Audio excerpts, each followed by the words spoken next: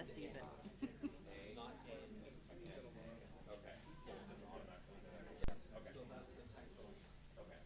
Section 5. Got it.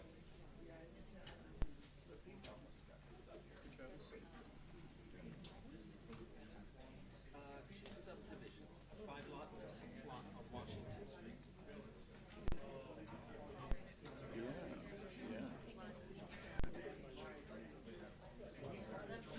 he's got, when he had that surgery on his knee recently, I knew right then that he was thinking about this.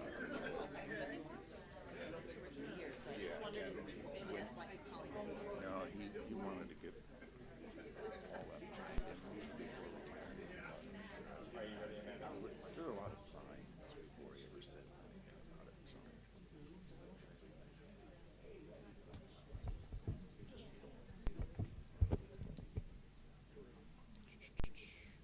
Oh, I lost it. Oh, there it is. Okay. Recording in progress.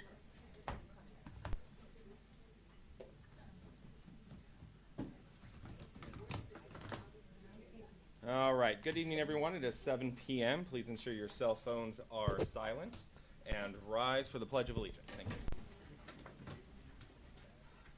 I pledge allegiance to the flag of the United States of America and to the republic for which it stands, one nation, under God, indivisible, with liberty and justice for all. Thank you. Mrs. Hogan, you please take the roll. Councilmember Rounds. Here. Councilmember Holland. Present. Councilmember Burke. Councilmember Dowdy. Here. Councilmember Hall. Here. Councilmember Alderman. Here. Councilmember Smith.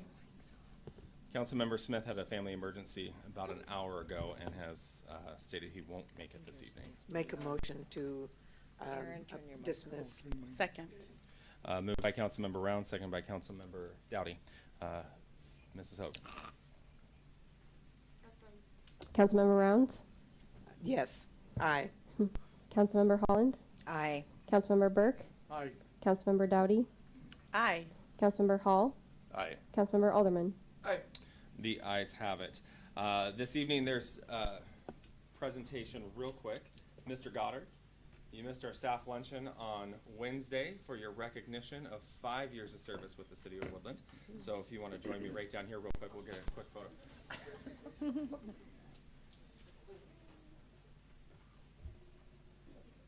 I want you to know that in recognition of the 5 years of service presented to Travis Goddard, thank you for your dedicated service to the City of Woodland and persistence. So thank you very much. We appreciate you.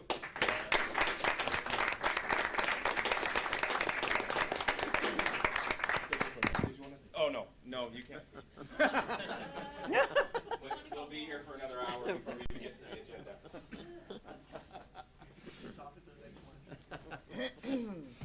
All right, and with that, we have citizen communications for items not on the agenda. Mr. Blyle, there you are. Good evening. We're going to have our Planners Days meeting tomorrow, the VFW, 6 p.m. Everybody's invited. It's open to the public. We'd like to have your involvement. We currently have a contest running for the theme for this year. You can enter the contest by going online to planters-days.com. There's a link there on the front page. And I also have brought entry slips, physical entry slips with me tonight. So if anybody wants any of those, they can see me for those. And Planters Days is going to be June 13th, 14th, 15th, and 16th. Okay. This of 2024. And then I had another question I wanted to ask with the little weather issue today with the tornado scare. Where do we find an emergency plan for the city, like information on emergency things like that? We have documentation with the county at the emergency management office, and we're part of those plans. We can definitely dig those out and make sure that they're posted online. so they're easily accessible. Yeah, it'd be interesting to know, like, scenarios if something took out the bridge or something like that. What do We do have those do? plans in Yeah. place, yes, but I believe that the county is the one that houses those, so we'll see if we We'll can find get those it. posted so Cool. folks can read it. Okay? Thank you very much. You bet, thank you.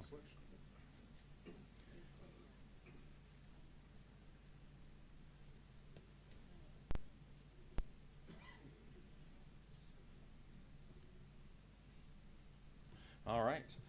Anyone else in the gallery for items not on the agenda? Anyone online this evening? Seeing none, we've come to the agenda itself, and please keep in mind, we're asking to suspend the council rules to allow for citizen communication before consent items and then for each action item that is listed. Make a motion to suspend the council rules Second. What about the agenda itself? and for the agenda.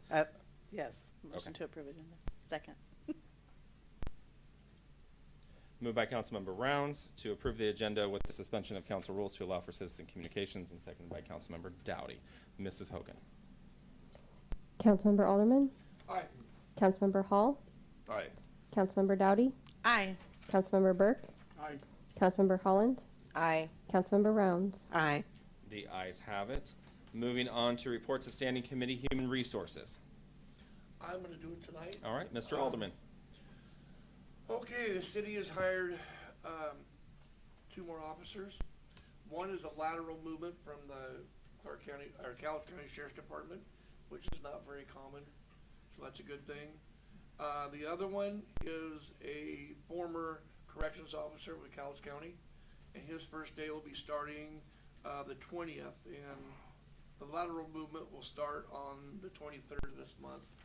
We still have a vacancy in the sergeant's department, and the committee has made a suggestion to give the lieutenant and the chief a 4% cost of living raise adjustment for this year.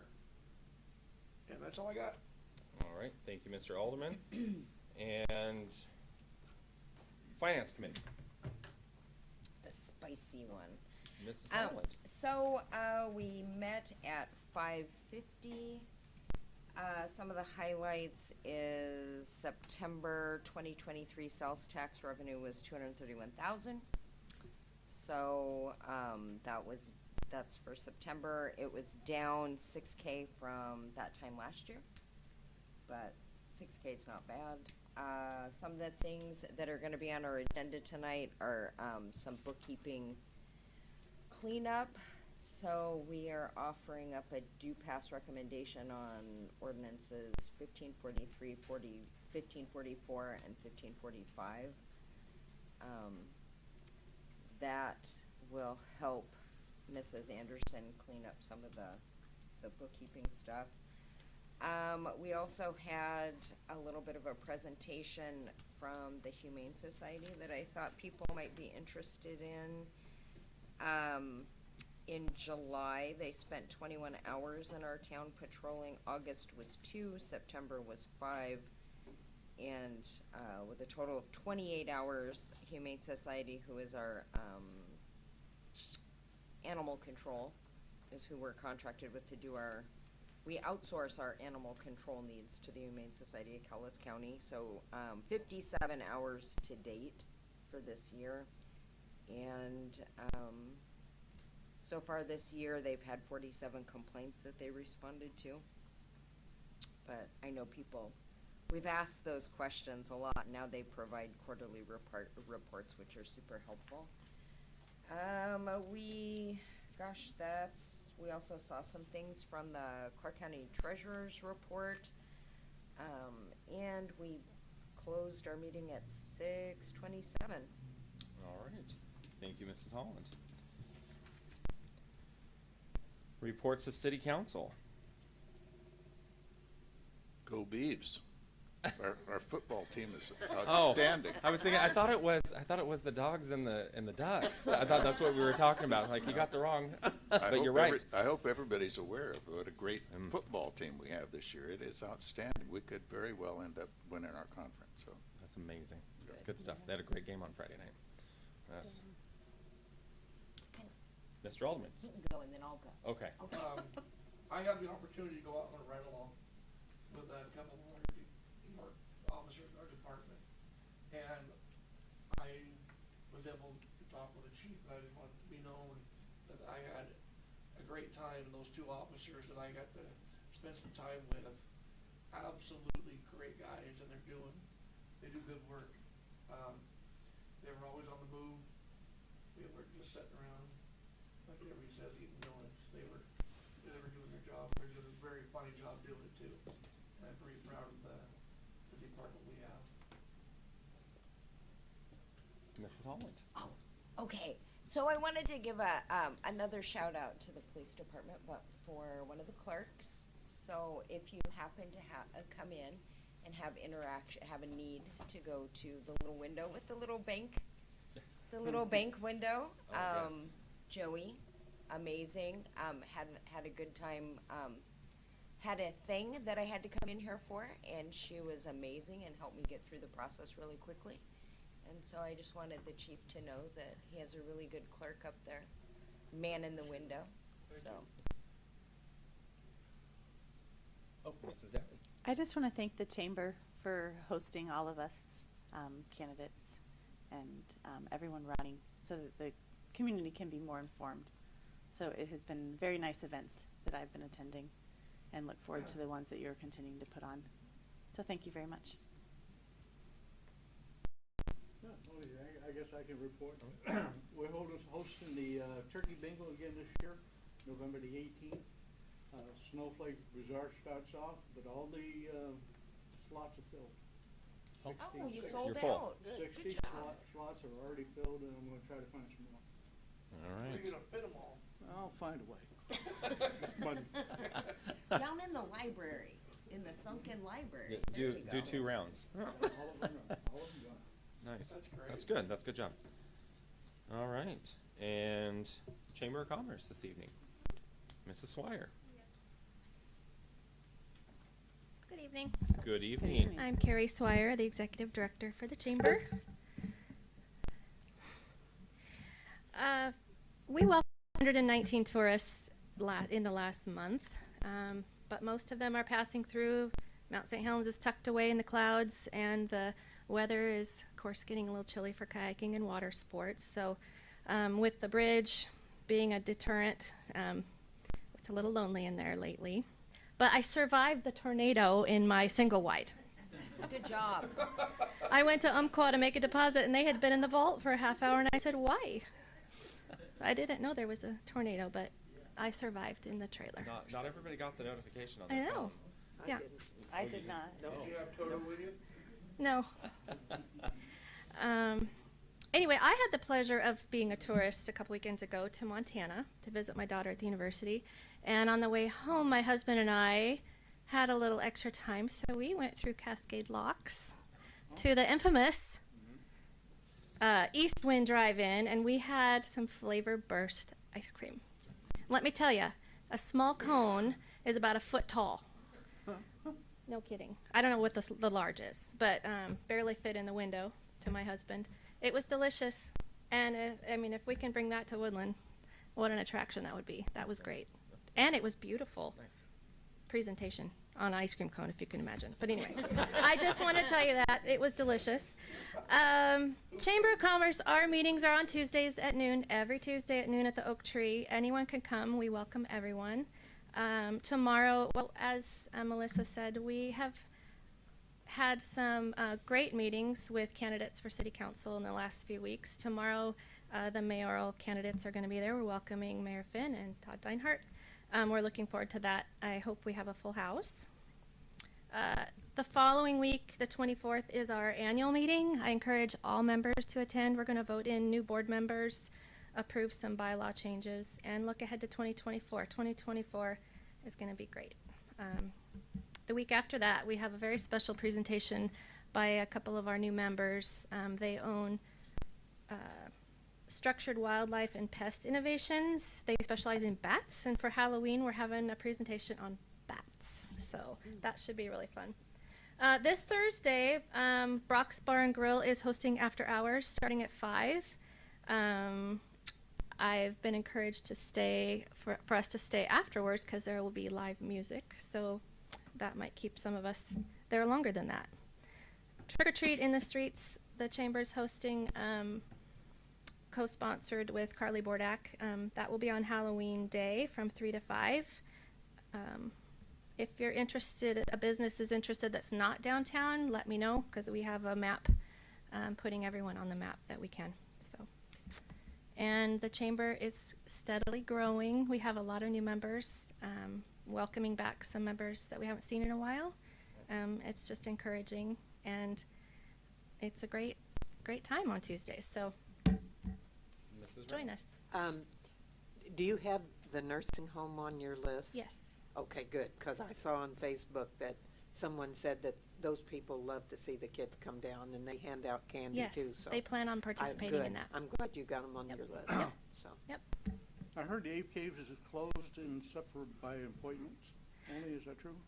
They take reservations. The Reservations. reservations don't cost money. They just want to keep track of the number of people. And was that because of graffiti and stuff? I'm not sure why. That's what I heard. Mm, Just kind of, that's too bad. Anyway, that's all I have. All right, well, thank you very much. Thank you. Appreciate you being here this evening. Have a good night. And with that, moving on to reports of city officers, we held the annual employee luncheon this past Wednesday, which was fantastic. Thank you to Ms. Coleman for helping with setting that up. It was awesome. And I attended a fundraiser this past Saturday for the Women's Wellness Clinic of Woodland, WWCW, a great organization that is trying to upstart in downtown, in the old insurance building, the old Woodland Insurance next to 100 Davidson there, just to be able to start seeing some construction down there pretty soon, I would think. So that's exciting. They're providing a service to women within our community and within the surrounding community, so very excited to see them continue going. It was a great event. Mr. Boyce. All right, so Councilmember Holland brought up the animal control, and there are going to be some significant changes. We've been notified by the Humane Society that they are not going to continue with that effort starting next year. So I'm working with the police chief and other jurisdictions to figure out how we're going to provide animal control moving forward. So it's, you probably won't be receiving too many of those reports from them.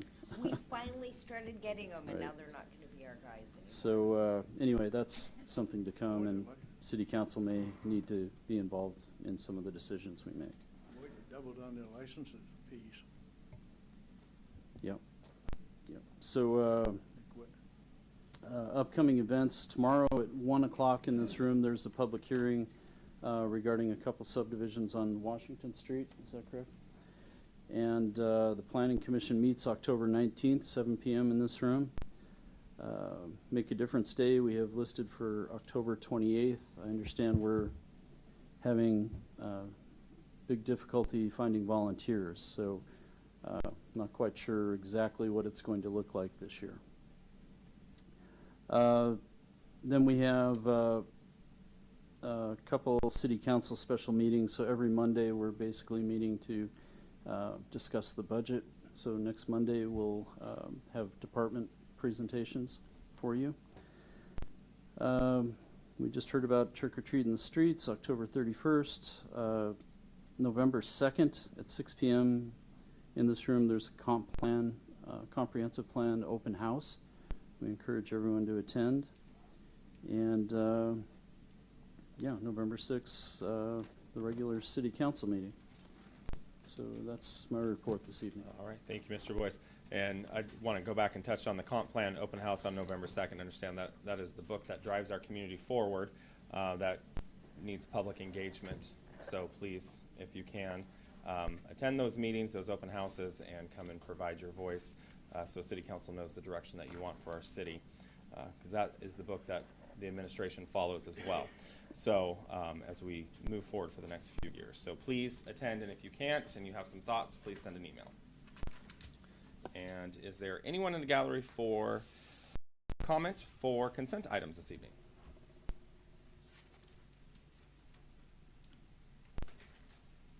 Is there anyone online?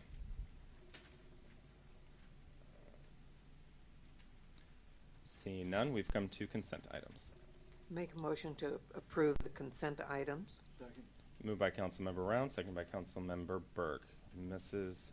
Hogan. Councilmember Alderman, Aye.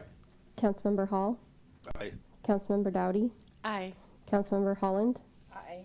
Councilmember Rounds, Aye. Councilmember Burke. Aye. The ayes have it.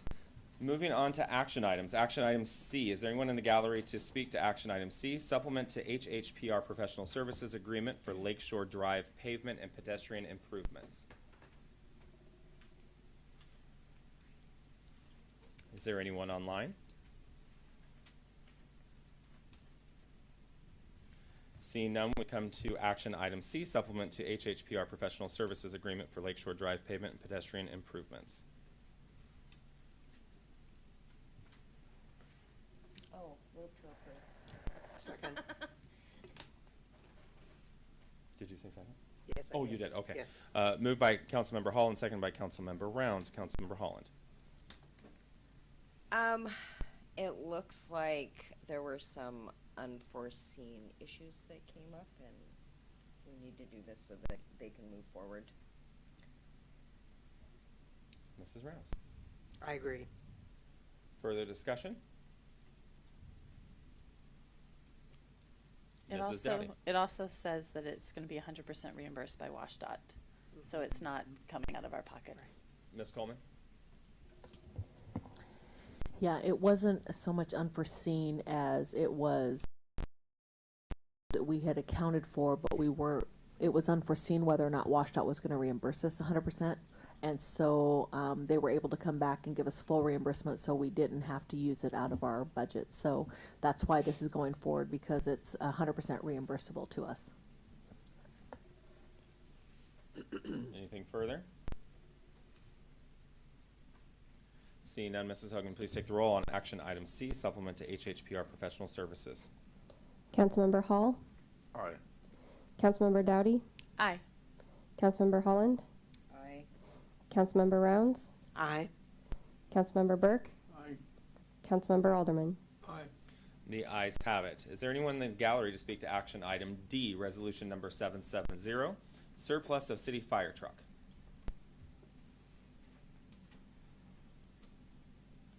Is there anyone online?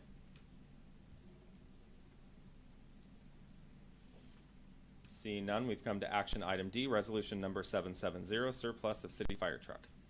Make a motion to approve action item D. Second. Moved by Councilmember Rounds, seconded by Councilmember Alderman. Councilmember Rounds. Well, it is surplus, so I don't see any reason we don't have the fire department anymore. They take care of that.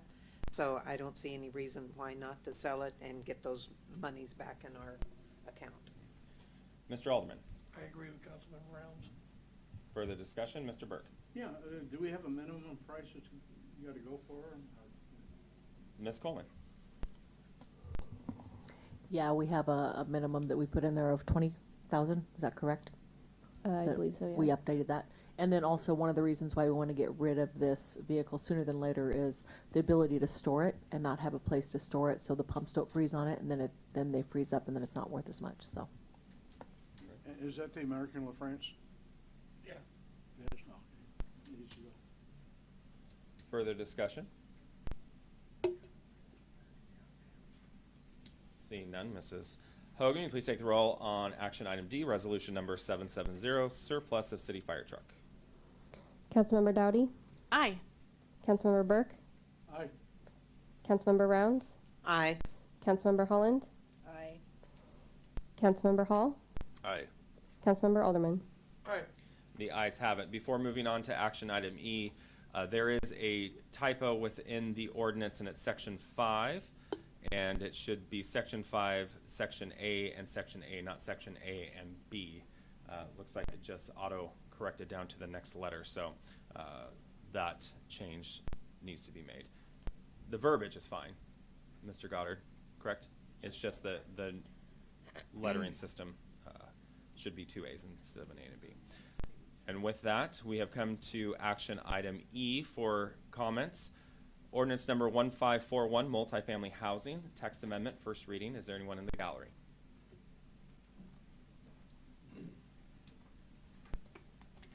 Hi, I'm Sam Schubel I'm with the developers. Can you spell your last name for me, sir? Scheubele. Thank you. Okay, we bought the land with the intention of building apartments. That's what we do. And we built East Fork Commons in the center. It's full of Woodland people. You may or may not know that. There's a lot of people there from Woodland. And that's what our intention is as of right now, is to build apartment complex. And we heard the community didn't like that. The traffic, the people that it brings, whatever. So we wanted to switch to a higher density for sale housing product. And there's some nuances in the code that needed to be changed. And that's what this text amendment's about. But if we do build apartments, they'd probably be a toned down version of what we did in the center, which it's a nice property, but and this would allow us to do maybe 80 to 90 lots. They're smaller lots, but they're for sale product, and with that it brings community ownership, and instead of renters who are sometimes transient people, you know, they're just here for a short time.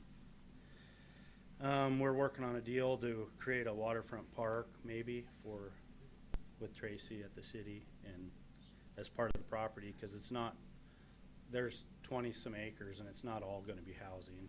A lot of it's in floodplain. So basically, a no vote, we're building apartments, and a yes vote, we're going to switch to the housing project. So that's where we're at. Thank you, sir. Is there anyone else in the gallery for action item E, ordinance number 1541?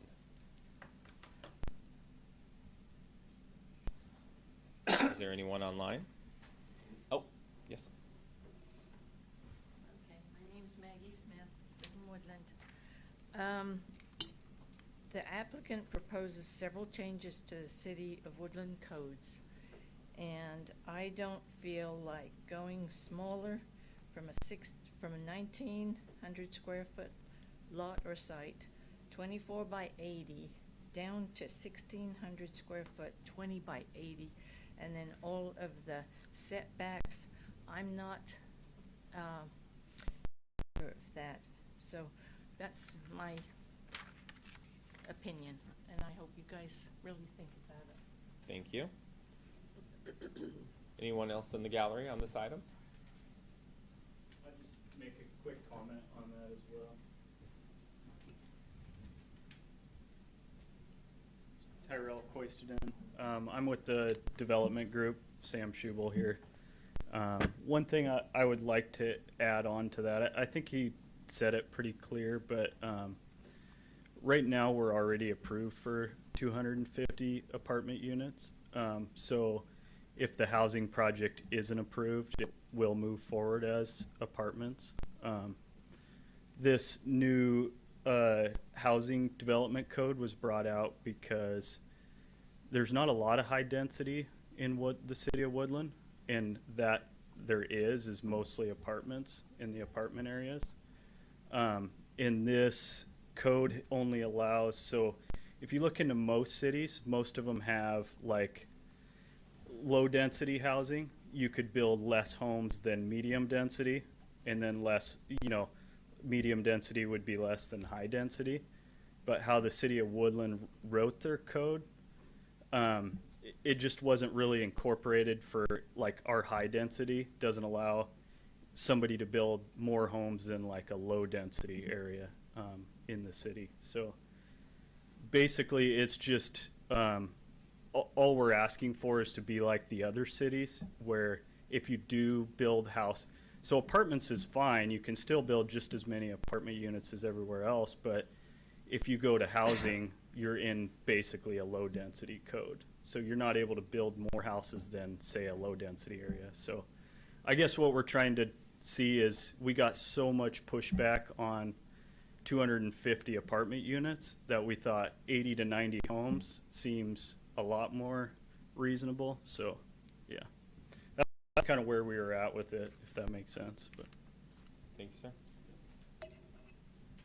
Gotcha. Anyone else in the gallery?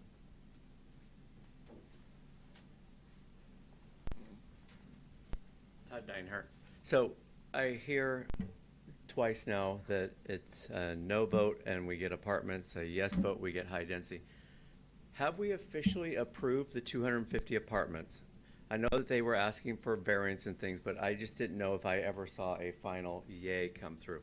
So is Mr. that Goddard can correct me, but I believe it has gone through the hearings examiner and it's been for approved. 250 and it's been approved? 252 units, if I remember correctly. And that was with some variances as well?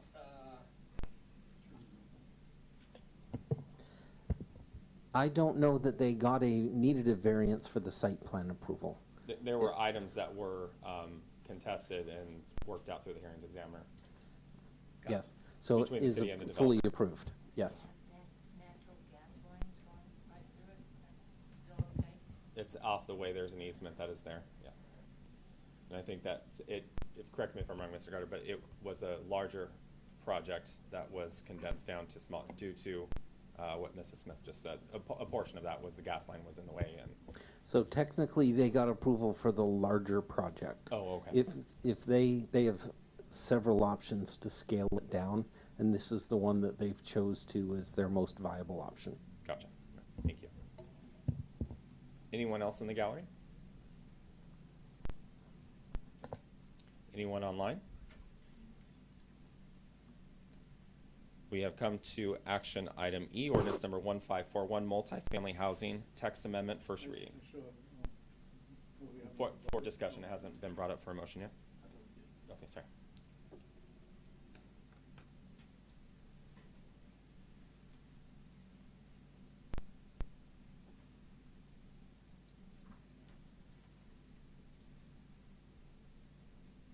The chair will accept a motion for action item E, ordinance number 1541, multifamily zoning, text amendment, first reading.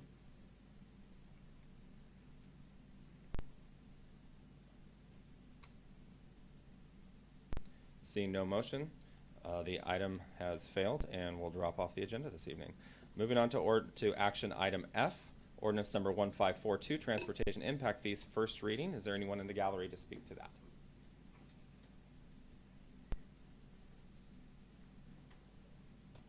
Is there anyone online? Seeing none, we've come to action item, oh, yes. Impact fees? Yes, yes, sir. So I just.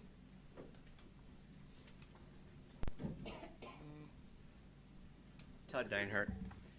So Travis, I guess this is a question for you or Tracy. So if read the documentation, it says it provides for the imposition of an impact fee for system improvements previously incurred. And I noticed as I'm reading the 45, 50 pages, it goes back to 2019, so it's 2019 and forward. How come we're not including 2014's roundabout there by the corner store? I mean, that was like a $2 million project. The last time transportation fees were updated was 2012, and so that's an improvement that the city, I don't know why we wouldn't include that in our calculation. Well, first of all, it's nearly 10 years old, and so what we did is we went back to the most recent projects, and the most recent projects have happened in the last 4 years because of grants that were applied for about 6 years ago. You usually don't go back 10 years that far. That's one of the reasons why the consultant didn't use that. Yeah, and we but if didn't have any projects after that they wanted to include in that. So we gave them the project list, and there weren't adequate projects for that. That you have to use city funds. You can't use any grant funding or anything. So if part of that roundabout had any grant funding, you can't use any grant funds. It only can be a matching funds. Correct, I totally agree. I saw in the calculation, that's how the 788 went down to 14%. Totally agree. And on the roundabout, I mean, if I read the RCW, it doesn't have a timeline of how far back I can go. And so I was just curious, $2 million, and I think that the city here, we paid 1.1 million out of pocket, if I read some of the documentation. So I was just curious, and it sounds like just a decision that was made. Okay. Anyone else for action item F, ordinance number 1542, transportation impact fees? Anyone online? And we've come to action item F, ordinance number 1542, first reading. Make a motion to approve action item F, ordinance number 1542, first reading. Second. Moved by Councilmember Rounds, seconded by Councilmember Hall. Councilmember Rounds. Well, it sounds like we haven't updated this since 2012, so I think it's time that we brought things a little more in line. Councilmember Hall. Yeah, I agree with that, and I feel like the same on this as I did on the other impact fees we talked about, that they should be reviewed more frequently if we can do that. But anyway, I am in favor of it. Further discussion?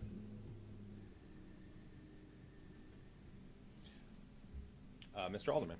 Yeah, I've been looking through, how much did we decide to raise the impact fees compared to what was there in 2014?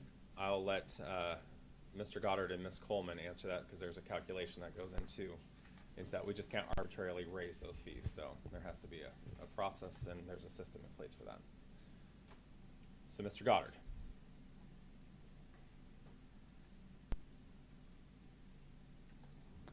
So in the packet on page 7 of the FCS group, there is a series of exhibits that includes the topmost line item that would be an approximate calculation for what those would be. So it would range from approximately $3,500 for a 1-bedroom to $5,800, $5,880 for a 3-bedroom. And the state has essentially moved in the direction of, instead of a flat rate, the larger the house determines the amount of occupancy or tenants in the house, which is likely to affect how many people drive. So therefore, instead of doing a flat rate, they're moving to a new square foot route. And so what that does is it means we will be able to account for housing sizes depending on what that amount is. But the idea, if you have smaller lots, smaller units, they pay a lower amount, which helps them be more affordable, whereas the larger, more expansive houses, higher in price, end up paying a larger share because they're more likely to have more tenants in them. But the estimate is approximately laid out in that table there. All right, thank you, Mr. Alderman. Any further discussion? Seeing none, Mrs. Hogan, please take the roll on action item F, ordinance number 1542, transportation impact fees, first reading. Councilmember Rounds, Aye. Councilmember Hall, Aye. Councilmember Alderman, Aye. Councilmember Dowdy, Aye. Councilmember Burke, Aye. Councilmember Holland. Aye. The ayes have it. Moving on to action item G, ordinance number 1543, third quarter 2023 budget amendment, first and final reading. Is there anyone in the gallery this evening? Is there anyone online? Seeing none, we've come to action item G, ordinance number 1543, budget amendments, first and final reading.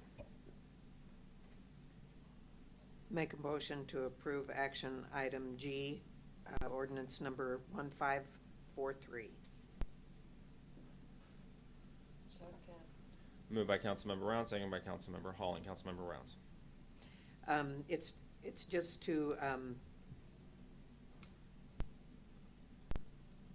know this, but, please. Cleaning it up. We're Yeah. cleaning it, this is one, yes. Yeah. We're cleaning up all the different accounts that when you're doing a project, you have to transfer funds into those accounts. And if it doesn't use it all, you transfer that money back into the normal account. Or if it's short, then you have to transfer a little bit more into that account. So that's all we're doing is housekeeping. Councilmember Holland. It's 2.1 million. It looks kind of scary, but that's because they were expensive projects. Further discussion?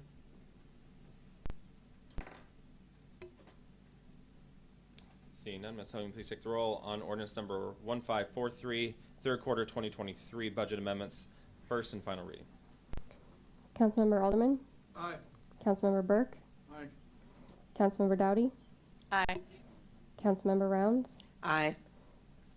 Councilmember Hall, Aye. Councilmember Holland. Aye. The ayes have it. Moving on to action item H. Is there anyone in the gallery to speak to ordinance number 1544, loan forgiveness for Fund 320 sidewalks, final reading? Is there anyone online? Seeing none, we've come to action item H. Ordinance number 1544, loan forgiveness for Fund 320 sidewalks, final. Make a motion to approve action item H. Second. Moved by Councilmember Rounds, second by Councilmember Alderman. Councilmember Rounds. Is this the one that's only $11 and Yeah. something that we're Yeah. clearing up? So, very simple thing to get. You can borrow from a fund and use it, and you only have a year to pay that back, and the year's up, so we need to get that closed. Yeah, isn't it Councilmember Alderman. $5,100? Pardon? Isn't it $5,100? No, this is $11.17. $11 and something. Is what's left. Mr. Boyce. The fund balances. Mr. Mayor, so yes, there's a fund balance of $11.17 in Fund 320. The project's complete. There's no other revenue coming into the fund. Fund 301 had loaned Fund 320 $5,100. So basically, we're forgiving the loan for $5,100 and Okay, closing the okay. fund. Thank you, Mr. Boyce. Councilmember Alderman? Aye. We're not voting yet. Oh. We're, Well, we should, I know. we should be. We're at your discussion point. You seconded Oh, the motion. Yeah, I second it. It's $11 and some cents. Just get through it, make things easy and move on. Further discussion? Seeing none, Mrs. Hogan, please take, Okay, oh, hold on. sorry, Mrs. Dowdy. So, Mr. Boyce, you're saying we're forgetting $5,100 because we don't have $5,100 in the fund balance to pay the $5,100. Is that That is absolutely correct. okay? So,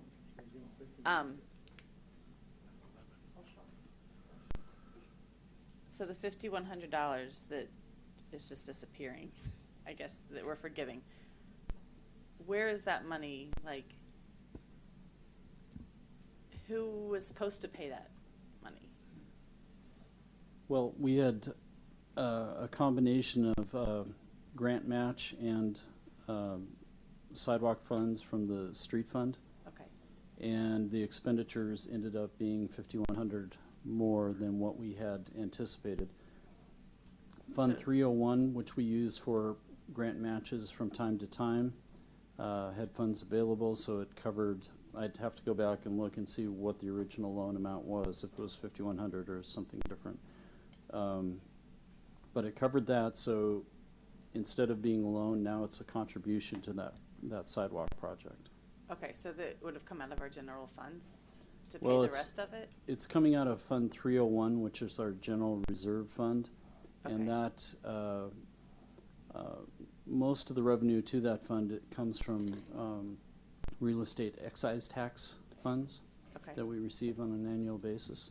okay, because it's not just being forgiven, like, it's still coming out of something. Well, yeah, so instead of making a loan, Fund 301 actually, at the end of the day, is making a contribution to that project in the amount of $5,100.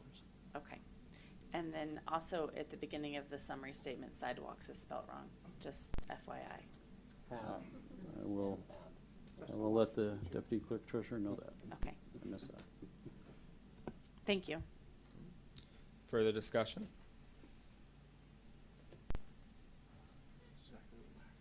Seeing none, Mrs. Hogan, please take the roll on ordinance, or action item H, ordinance number 1544, loan forgiveness for Fund 320 sidewalks, final reading. Councilmember Burke, Aye. Councilmember Dowdy, Aye. Councilmember Hall, Aye. Councilmember Holland, Aye. Councilmember Rounds, Aye. Councilmember Alderman. Aye. The ayes have it. Is there anyone in the gallery for action item I, ordinance number 1545, close funds 324, Washington State Department of Transportation, exit 21 feasibility, and Fund 329, Davidson Avenue, Burlington Northern Santa Fe Water Main Crossing, final reading.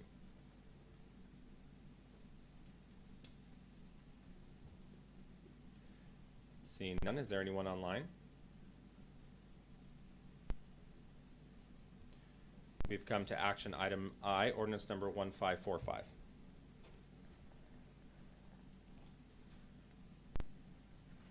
I'll move to approve. Second. Sorry. Moved by Councilmember Holland, seconded by Councilmember Dowdy. Councilmember Holland. Just for folks who can't maybe see what we're looking at, it's, let's see, so what this ordinance does is the remaining balance of Fund 324 as of our end of last month's meeting was $218,987.69. It's gonna be transferred to the street fund, which is 104. That's the number of the fund.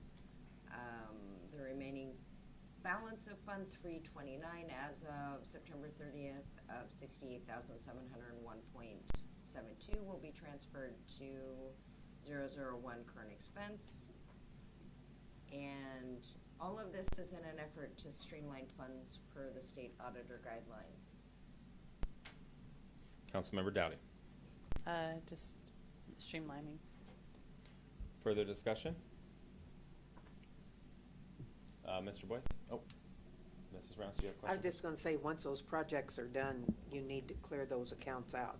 Also, am I correct in that? Right, Yes. so basically the projects are done, we're closing the funds. This is an opposite situation of what we were looking at before. The street fund and the general fund had made loans to these project funds because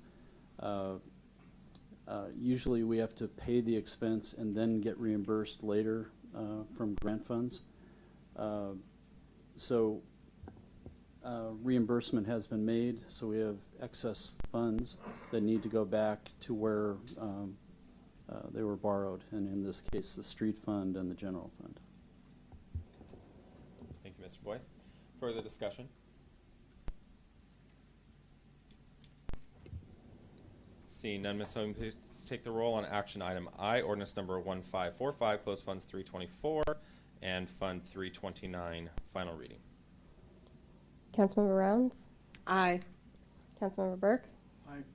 Councilmember Hall, Aye. Councilmember Alderman, Aye. Councilmember Dowdy, Aye. Councilmember Holland. Aye. The ayes have it. Is there anyone in the gallery for action item J, ordinance number 1546, retooling our code, 2023 batch and development code amendments, first reading? Chief Jackson. Thank you, Mr. Mayor, members of council. Appreciate the opportunity to speak to you this evening. As we had discussed before, we are here in opposition to a very specific piece of this.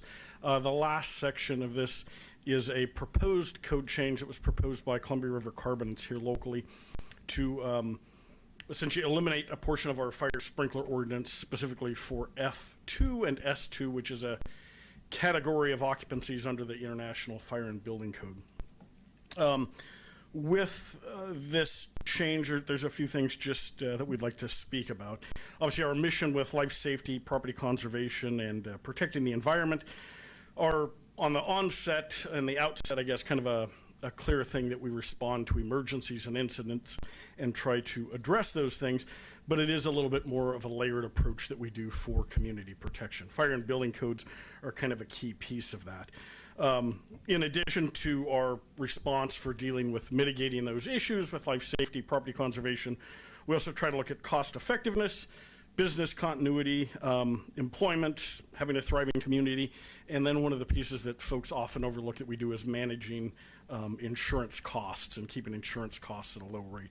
Essentially, fire protection is kind of a community level of insurance, everyone funds in. We're in a better position than we used to be with Clark Cowlitz Fire Rescue. Essentially, we kind of, if you will, joined a bigger risk pool. So we pooled our fire resources with those of the other folks in the fire district, and it gave us the ability to provide a little bit better protection and kind of pool those across the board. With that, we're actually pleased that this month, I don't know on the exact date, but we've coordinated with Washington Survey and Ratings, and we've actually improved our protection class from a protection class 4 to a protection, or from a protection class 5 to a protection class 4. What that means is it all depends on different insurance carriers, but that is a basis for which insurance companies drive their rates, and those rates are then approved by the state. So with that, folks should incur a savings on property insurance rates, both residential and commercial, and that's kind of that community-wide approach to things with that. So that, and along with that protection class that we have, when they look at our response and doing fire inspections, having codes in place, there's also a building code effectiveness grade, or the BCAG score. Same organization, it's Washington Survey and Ratings, which is established by the state insurance organization. And they provide that information that drives insurance rates, and insurance companies are dictated to use that information to formulate their rates. So we currently sit in a pretty good position with the building code effectiveness score, partly because of the fire sprinkler ordinance that we have in the community. So with that, obviously, there's things that are complex that we do. Response to large buildings and commercial buildings is a lot more complex of a response in a fire or other emergencies than it is to, say, like a single-family home. We're uniquely positioned in Woodland because of the wide variety of commercial industry that we have, light industrial and even some heavy industrial businesses, whereas most communities this size don't have those types of hazards that they're trying to protect. With that, we have a fire sprinkler ordinance that's above the minimum standard. The proposed code change would take us to what the state and kind of is nationally recognized as the bare minimum standard for fire sprinkler ordinances for those F2 and S2 occupancies. Our current regulation at 5,000 square feet helps us manage that, whereas I say Woodland's a little bit unique. We have fairly heavy commercial and industrial occupancies that pose some relatively complex risks, although obviously we don't have the same kind of robust response that you would have in, say, Vancouver or Portland, with a lot more resources that are a lot closer together and can initiate that kind of a response to a large commercial occupancy. Part of how we mitigate that is with our fire sprinkler ordinance, which helps drive everyone insurance rates down and help us manage those responses with the resources we have. Part of the argument that they made is talking about non or limited combustible materials that are being produced. And that's what's covered by the F1 and the S2, everything from glass bottles and bricks to liquids that aren't combustible, things of that nature. Part of the part that's overlooked is oftentimes those non or limited combustible products are packaged in combustible materials, whether that's corrugated materials, paper, plastic, glass, wood pallets, all of those sorts of things, and oftentimes stored upwards to 40 feet high in those commercial buildings. So whereas the fire risk is less than more combustible products, it's not that there isn't a fire risk. In addition, there's powered industrial trucks, forklifts, office furnishings, those sorts of things that still pose a fire risk, which is why we look at the fire sprinklers. As we talked about with the Planning Commission, we still do have options for individual development agreements that we coordinate with the city community development, which allows us to look at alternate methods or things aside from the fire code. In the case of, say, Columbia River Carbonates, they have a variety of processes. One of their buildings, literally, they have machined equipment in a non-combustible building that grinds up minerals. And with things like that, we have done development agreements with them that have allowed them to have occupancies without fire sprinklers in cases where they don't necessarily have the risk from storage commodities and packaging and that sort of thing. So with that, it still leaves a path to not put everyone into the box with the 5,000 square foot sprinkler ordinance. But if it is amended, it could open the door for lots of other businesses that are not Columbia River Carbonates that could build new commercial and industrial facilities here that would pose a substantial risk. We found that it's generally not a barrier for businesses coming in. we're fortunate that our entire fire district, partly how we manage that protection class with insurance, with the insurance folks, with the WSRB, is that we have a consistent fire code across the cities in our district, including that 5,000 square foot ordinance. So to the contrary, fire sprinklers actually help with business continuity. We look at businesses that experience a fire that aren't sprinklered. And I don't have the stats in front of me, but the percentage of those businesses that never open up again is alarming. Whereas fires in a sprinklered building, if it's a substantial fire, I guess all relative terms, but in a sprinklered building, they're still out of business for days and then quickly back in operational. Without fire sprinklers, it's seldom that the business reopens again. So those are parts of things we're looking at.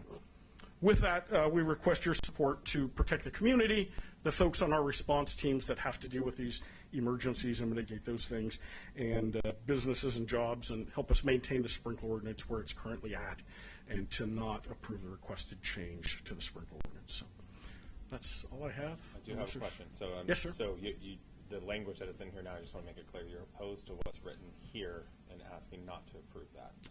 It's specifically the last piece, and Travis may be able to speak specifically. Section 14. So I just want to make sure, because I got a mixed signal there, or I heard something wrong. So you started and you said you were opposed to the change, and then Yes, the change in section 14 that would change the fire code is what we're opposed to. This is paired together with several other development pieces that we have no So issues if we with. vote for this, we're voting to change it, or if we, what are we doing here? And Travis can correct me if I'm wrong. I believe a motion that approves it as presented with exception of section 14 would accomplish what we're speaking to. Correct. okay, that's what we need. Because we have two things in here, which is one is nuisances, and then we have the fire sprinkler. Yes. Yeah. Yeah. So a motion that would approve the ordinance with exception and omitting section 14 would speak to what the fire district was asking for, to not do the fire code. And I might add that at the Planning Commission meeting, Columbia River Carbonates was there, and as we talked about the option for future development agreements, I think some of their concerns were met with that. So it does somewhat slow down their process, which has been their concern as far as they propose a new building to get that development agreement that's different than the code. Takes a little bit of work, but it's certainly not insurmountable. And it would keep the code in place for all of the unknowns with other businesses and industries that could potentially come in.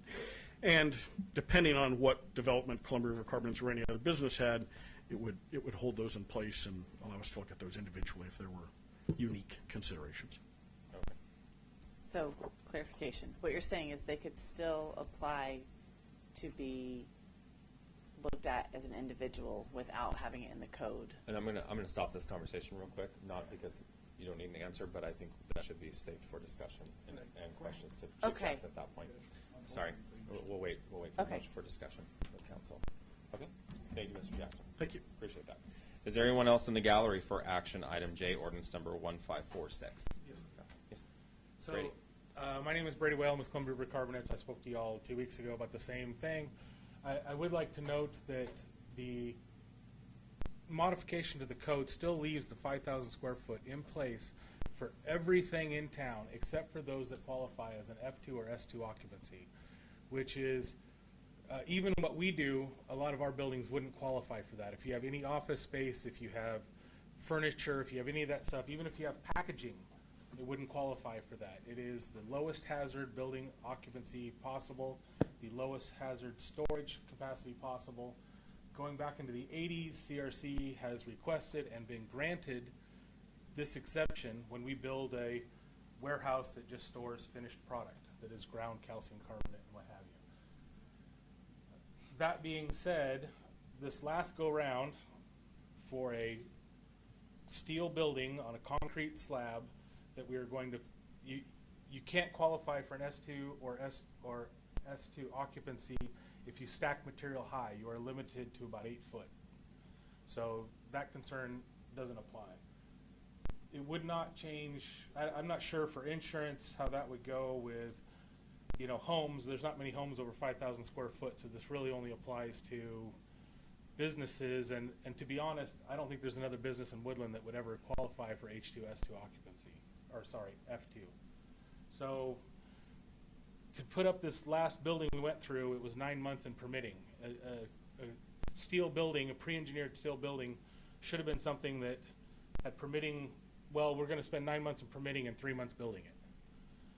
So for us, it was a business critical thing to deal with some client, you know, some customers that we were trying to build product up ahead of time and store it so that we could then ship it to them when they needed. And we had to put a tent up, which then became it's a whole other mess itself to deal with that. We're not asking for anything we haven't been granted for in the past. We're not trying to do this in any building that wouldn't qualify under these narrow, very narrow scenario for approval for this. If we were building in Cowlitz County, if we were building in many other jurisdictions, they don't have this blanket 5,000 square foot. So we're not asking for anything crazy. We're not trying to do anything. We've sprinkled buildings that didn't qualify for this exemption without question in the past. We're just trying to get it to where we don't have to fight a builder's agreement that takes 9 months to get sorted out when we need to get something built. Thanks, sir. Is there anyone else in the gallery for ordinance number 1546? I would say one last thing. When the commission met and talked about this, there was a member of the building department that was actually in favor of making the change. So it wasn't a unanimous against coming out of the commission. Thanks, sir. Seeing no one else in the gallery, anyone online?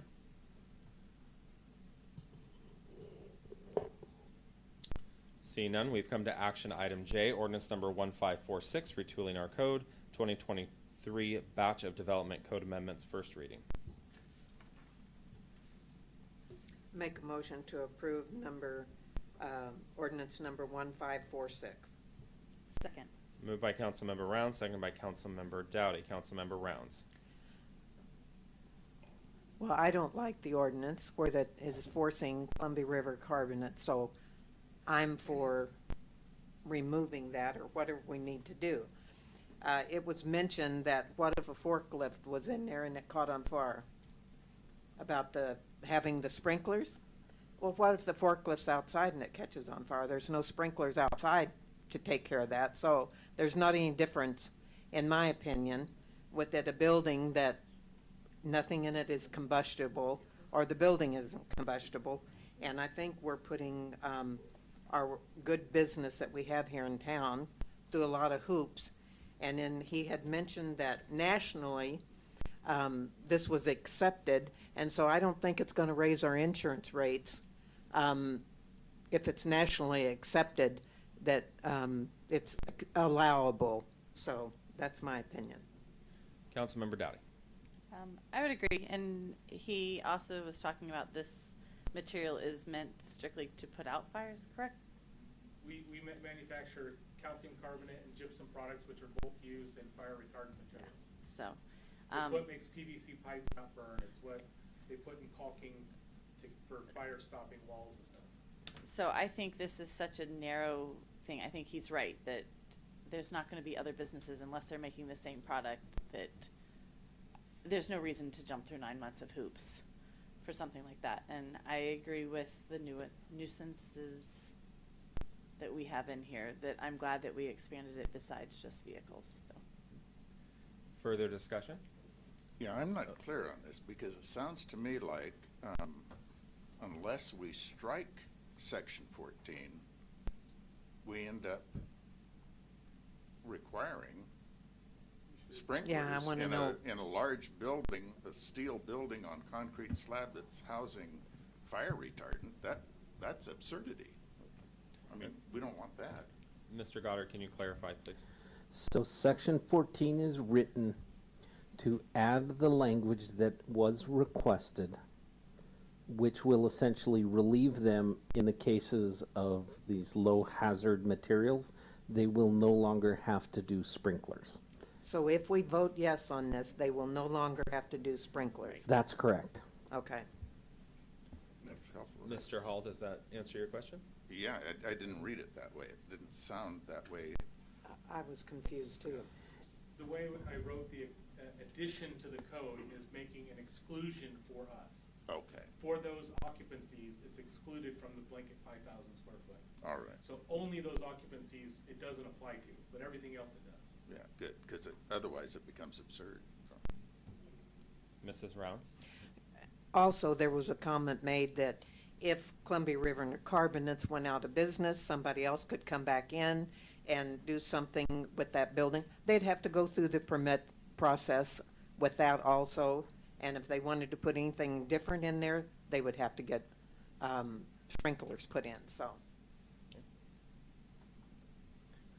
Chief? Mr. Mayor, if I may, the blanket change for F2 and S2 occupancies, I don't believe it was directed completely accurate that storage heights are limited to 8 feet in those occupancies. That is not a true statement.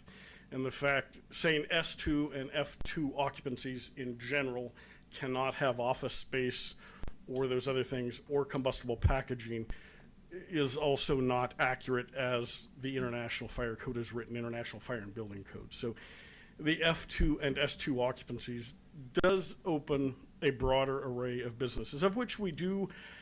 I have to look. I'm fairly certain we have a couple of businesses that fit that category in Woodland aside from Columbia River Carbonates. I just want to provide that point of clarification. You could still have F2 and S2 occupancies with non or limited combustible materials in combustible packaging stacked on racks up to 40 feet high over large areas with powered equipment and that sort of thing inside. So just point of clarification that it is a little bit broader scope than just Columbia River Carbonates. Thank you, Chief. Mr. Alderman? Yeah, I'm okay with how it's written, except for Article 14. I think we need to exclude that. For one, yes, they've been a great business in this town, but I don't think I'm comfortable making exclusions for one company at a time. It wouldn't be, just one. Well, because if we think about the future, we're guessing about other companies coming in. There's nothing for sure. I want to deal with what I have in front of me right now, and I don't know that I'm comfortable making exclusions for just for one company. I come from the fire service. I spent many years in it as a volunteer firefighter. I know I've been to the fires that used to be Fiber in Longview. I know what sprinkler systems do, and I've been in situations where rooms that didn't have fires, that have the sprinkler systems, and things spread from different room to room, and the fire is just something you don't want to play with, and I don't feel comfortable leaving that in there. I think we should exclude for it.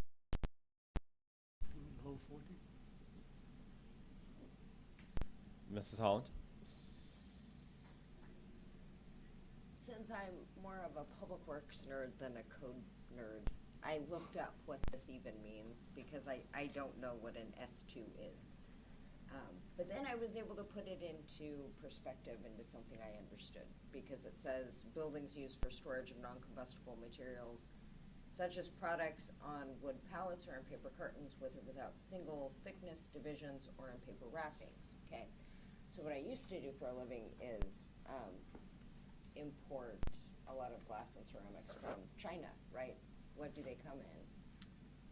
Cardboard boxes, and they sat on pallets in a warehouse that we were required in Longview to have sprinkler systems for. So that I understand kind of where you're coming from with things come in paper sacks on pallets, yada yada, the whole thing. But because I totally didn't have a damn clue what any of this meant, so I looked it up so that I can put it into perspective. So if I'm understanding all of this correctly, since this is covering, it's kind of one of those things that if you vote yes, you really mean no on something. So if we, as or individual council members, just so that we're clear, if you choose not to adopt the fire code amendment, the motion should be to strike section 14. We have a motion on the floor right now, Mrs. Holland, to approve ordinance 1546 as written. As If- written. If number 14 needs to be excluded, another motion will need to be made to amend Okay. the original motion. Okay, following along.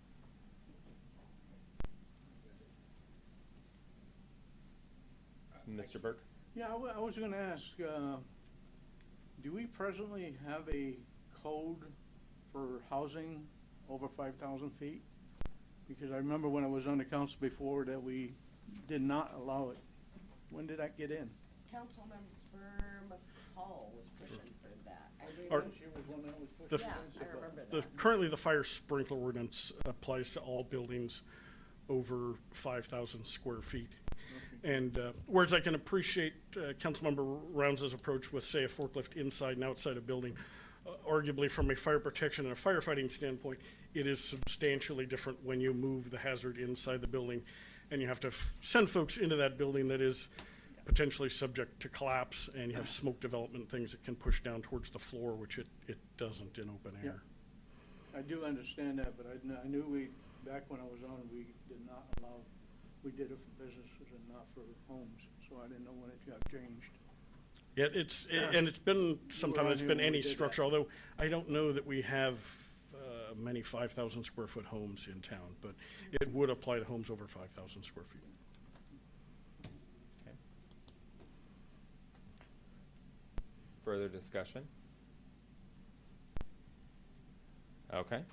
Mrs. Hogan, will you please take the roll on action item J, ordinance number 1546, retooling our code, 2023 batch of development code amendments, first reading. Councilmember Rounds, Aye. Councilmember Holland, Aye.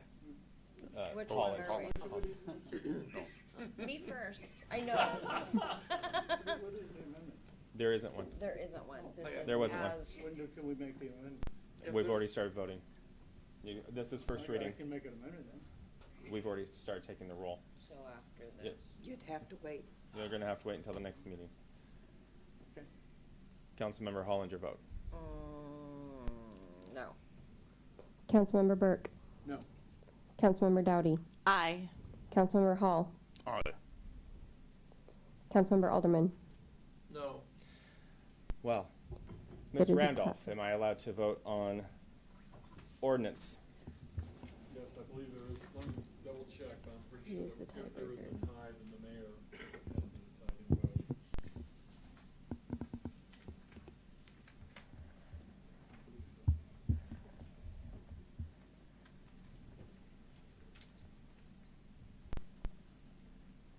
Oh, no. The last time this happened, it caused quite the ruckus. Yes, I did. Well, that's what we do.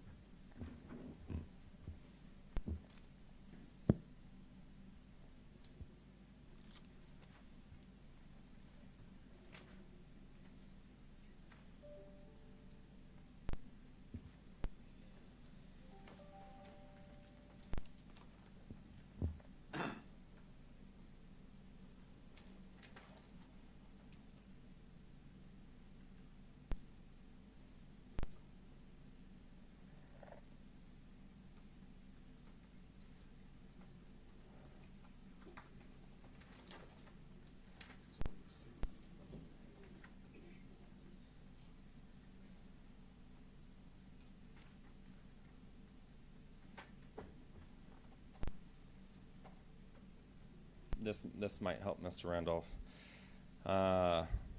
But shall have a vote only in the case of a tie in the votes of the council members with respect to matters other than the passage of any ordinance, grant, or revocation of franchise or license, or any resolution for the payment of money. That's on what page? That would be RCW 35A.12.110.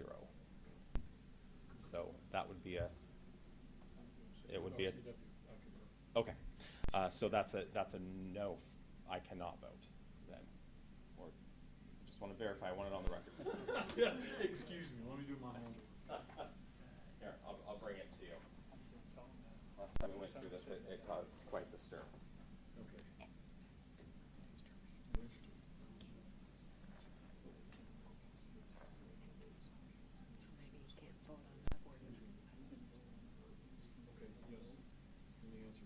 I'm not allowed to vote. Okay.